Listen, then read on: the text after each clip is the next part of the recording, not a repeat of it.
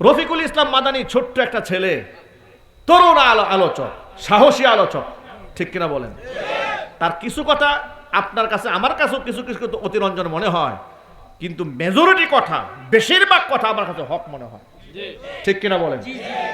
অনেকেই বলে ছোট মুখে বড় কথা। আরে বেটা, ওকে তো আল্লাহ বানাইছে ছোট করে, কিন্তু ইমান তো তোমার সাথে অনেক বড়।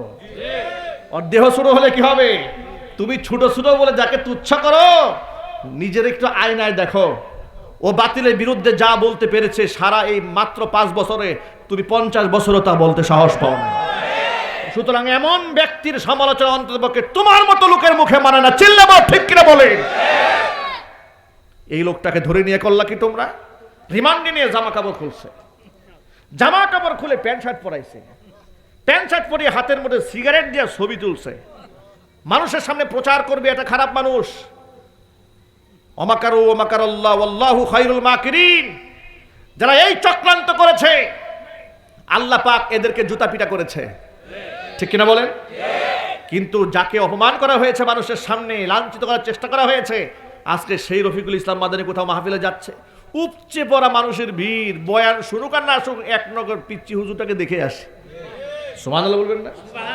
এগুলোকে টাকা পয়সা দিয়ে হয় না, হিংসা করে হয় না, এগুলো আল্লাহর পক্ষ থেকে আসে। আমার প্রিয় ভাইরা, এবার মূল কথায় ফিরে আসি।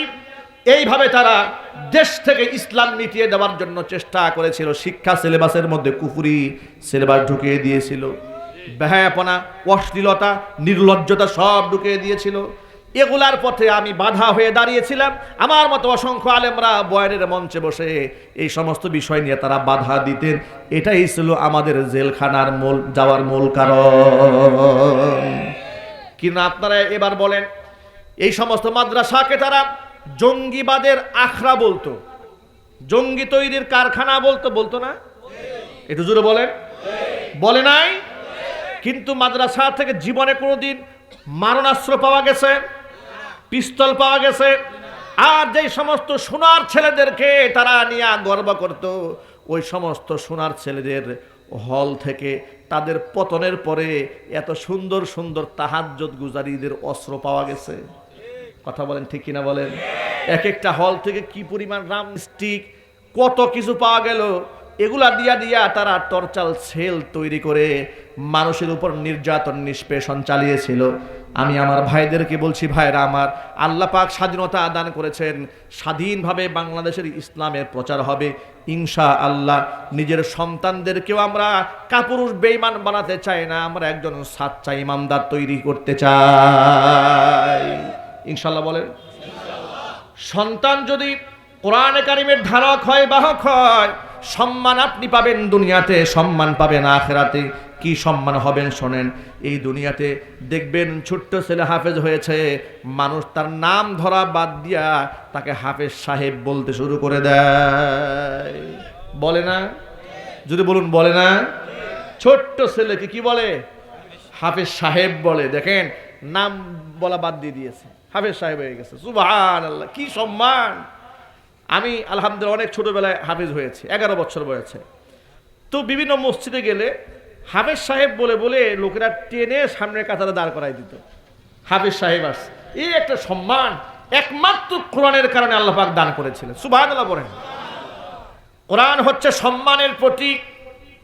কোরআন মাজিদ আল্লাহ রাব্বুল আলামিন বলেছেন, কুল বিফাদলিল্লাহি ওয়া বিরাহমাতিহি ফাবিযালিকা ফালইফরাহু ওয়া খায়রুম মিম্মা ইয়াজমাউন।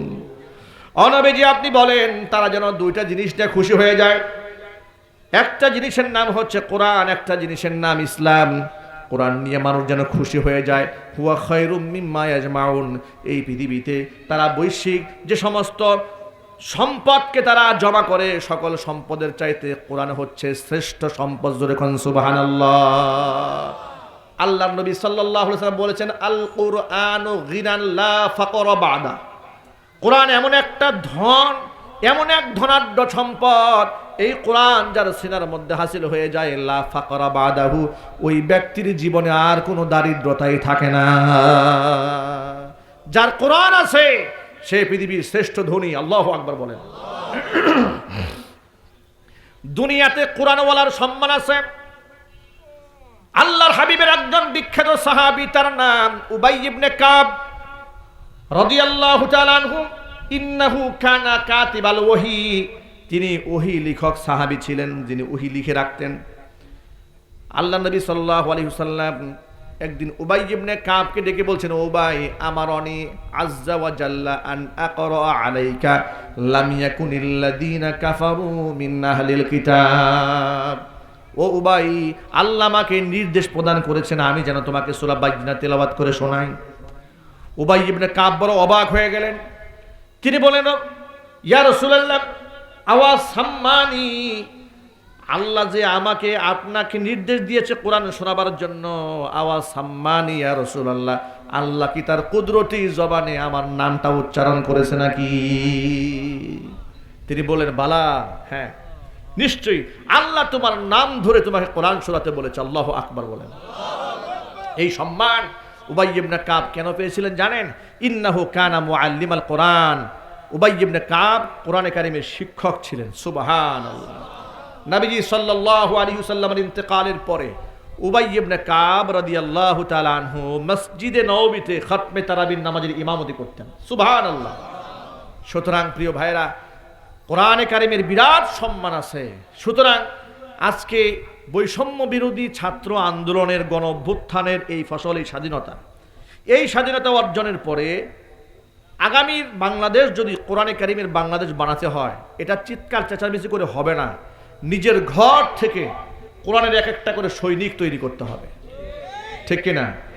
ওরা মিশন নিয়েছিল আমাদের ঘর থেকে এক একটা নাস্তিক বানাবে, যার দরুন তারা ডারউইন মতবাদ ঢুকিয়ে দিয়েছিল বইয়ে, যাতে করে বাচ্চারা জানে তাদের পূর্বপুরুষ আদম ছিল না, পূর্বপুরুষ ছিল বানরের বংশধর। নাউজুবিল্লাহ পড়েন। বানরের বংশধর। এই ধরনের চিন্তা চেতনা নিয়ে যেন তারা বড় হয়, ওরা চেয়েছিল সেটা, কিন্তু আমরা করব তার উল্টাটা। আমরা প্রমাণ করে দেব আমাদের সন্তানেরা বানরের বংশধর নয়, আমাদের সন্তানরা হযরত আদম আলাইহিস সালাতু ওয়াস সালামের বংশধর। ঠিক কিনা বলেন?